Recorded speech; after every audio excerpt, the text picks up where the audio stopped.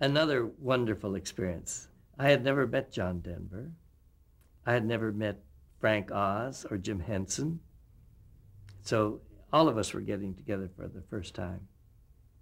I knew the producer, and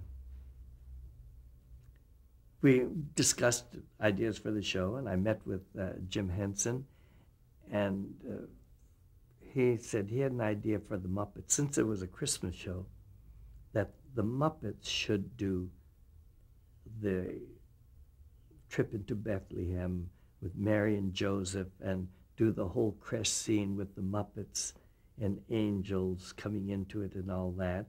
And the more we got into it, the better. At first, it seemed like a terrible idea.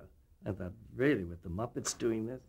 And then as we got to discussing it more and more, and I kept adding a few things, a la how the angels should appear and how we could keep them translucent and not really beings there. And this sparked Frank and Jim, and we all were into it. And when we put it together, and so carefully done, it became an excellent, excellent piece. And John Denver is a Muppet.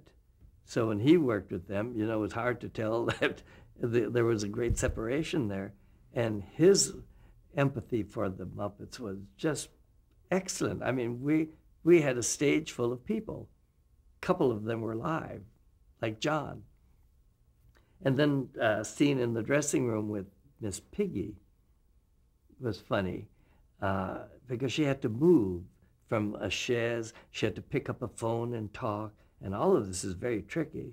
So Frank and I stayed, didn't go to during lunch break. We stayed and worked on all the moves and camera angles and such for Miss Piggy, and could she get here and could she get there to do all of this dialogue. And it was my first time working with all of them. And I enjoyed it tremendously.